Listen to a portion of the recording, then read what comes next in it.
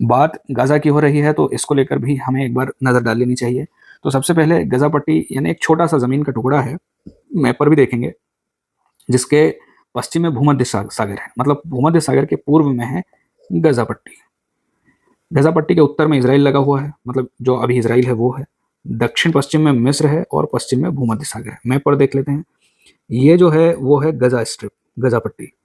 पश्चिम में है ये भूमध्य सागर, बाकी इधर इज़राइल लगा हुआ है उत्तर में और पूर्व में। दक्षिण में और दक्षिण-पश्चिम में इजिप्ट है।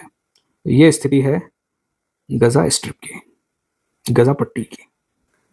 इसकी लंबाई है लगभग 41 किलोमीटर और चौड़ाई है 6 किलोमीटर से लेकर 12 किलोमीटर तक। तो ये पट्टी है बस इतनी लंबी, 40 किलोमीटर लंबी और 6 से 12 किलोमीटर चौड़ी। इसका क्षेत्रफल है लगभग 365 स्क्वायर किलोमीटर। मतलब अगर हम देखें दिल्ली से कंपेयर करें, हमारी दिल्ली से, तो उसका एक बहुत ही छोटा भाग है, दिल्ली से भी बहुत छोटा भाग है, जो गाज़ा पट्टी का क्षेत्रफल है। विश्व में सबसे ज़्यादा घनी बसी हुई बस्तियों में से है, सबसे ज़्यादा घनी आबादी है गाज़ा पट्टी में। यहाँ का मुख्य शहर है गाज़ा सिटी। गाज़ा पट्टी के अंदर शहर है गाज़ा पट्टी। यहाँ की जनसंख्या है लगभग 23 से 25 लाख। 70% से अधिक लोग जो फिलिस्तीनी शरणार्थी है, जो 1948 और 1967 के युद्ध के बाद में विस्थापित हुए थे, वहाँ जाकर बस गए थे। इनमें से अधिकतर हैं सुन्नी मुसलमान और अल्पसंख्यकों में कुछ ईसाई भी रहते हैं। यहाँ की आबादी की आधी संख्या 18 वर्ष से कम की है और यहाँ पर उच्च घनत्व है, मतलब प्रति वर्ग किलोमीटर में 6000 से ज़्यादा लोग रहते हैं। राजनीतिक स्थिति की बात करें तो गाज़ा पट्टी फिलिस्तीन का हिस्सा है। 2007 से हमास के नियंत्रण में है। हमास एक संगठन है जो वहाँ पर इसे नियंत्रित करता है, मतलब इज़राइल इसे आतंकवादी संगठन मानता है। फिलिस्तीनी प्राधिकरण जो सिर्फ वेस्ट बैंक तक सीमित है, यहाँ पर यानी गाज़ा पट्टी में इसका नियंत्रण नहीं है। मतलब फिलिस्तीनी प्राधिकरण, फिलिस्तीनियन अथॉरिटी का नियंत्रण सिर्फ वेस्ट बैंक में, इस वाले क्षेत्र में है। यहाँ पर भी फिलिस्तीनी लोग रहते हैं, यहाँ पर भी फिलिस्तीनी लोग रहते हैं। वेस्ट बैंक में नियंत्रण है फिलिस्तीन अथॉरिटी का और यहाँ पर नियंत्रण यानी गाज़ा पट्टी में नियंत्रण है हमास का। तो हमास और फतह के बीच राजनीतिक विभाजन मतलब गाज़ा की प्रमुख समस्या है। वहाँ पर भी कुछ संगठन है, 2 संगठन है। ये दोनों संगठन सत्ता के लिए लड़ते रहते हैं वहाँ पर भी और फिर इज़राइल से भी लड़ते रहते हैं। तो अभी तक शांति नहीं है गाज़ा पट्टी में। इज़राइल और मिस्र ने गाज़ा पर नाकाबंदी लगा रखी है। गाज़ा में यहाँ पर गाज़ा पट्टी में कुछ बॉर्डर्स हैं जो जो इज़राइल की तरफ से भी हैं और इजिप्ट की तरफ से भी हैं। इन बॉर्डर्स पर ये नाकाबंदी है।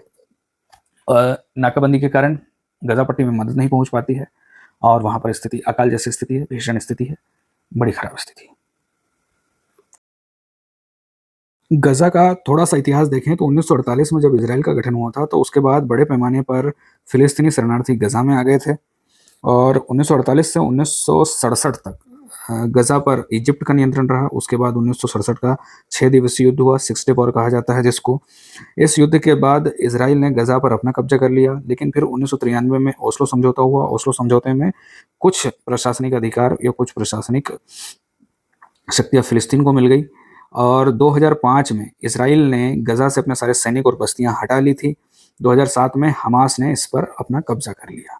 अब 2023 से युद्ध जारी है और वहाँ पर तबाही और जनसंहार हो रहा है।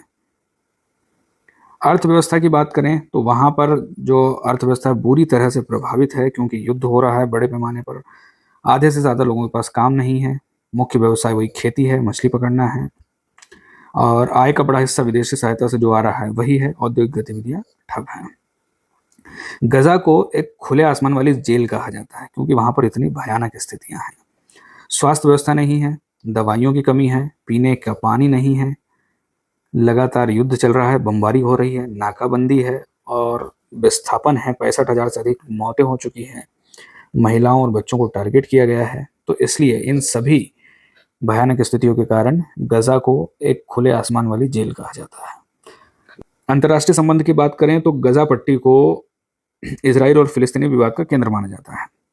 संयुक्त राष्ट्र और अधिकांश देश गाज़ा को फिलिस्तीन का हिस्सा मानते हैं, लेकिन पश्चिम के देश और अमेरिका इजराइल का समर्थन करते हैं। मुस्लिम देश और अरब फिलिस्तीन का समर्थन करते हैं। भारत ऐतिहासिक रूप से फिलिस्तीन का समर्थन करता आया है, फिलिस्तीन को मान्यता भी दे चुका है, लेकिन अभी कुछ दिनों से मतलब कुछ सालों से इजराइल के साथ इतने घनिष्ठ संबंध हो गए हैं कि भारत को अपने आप कूटनीतिक संबंधों में संतुलन में सामंजस्य में थोड़ी सी कठिनाइयां हो रही हैं। हालिया घटनाक्रम क्या है?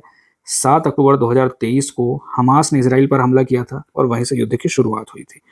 हमास ने इसराइल पर हमला किया, अंदर घुसा इसराइल में और कुछ लोगों को बंधक बना लिया। 2023 से 2025 तक अभी तक बमबारी और सैन्य कार्रवाई जारी है। इसराइल द्वारा गजा में जनसंहार किया जा रहा है, जेनोसाइड किया जा रहा है। हमास की आड़ में मासूम लोगों को, बच्चों और महिलाओं को भी टारगेट किया जा रहा है।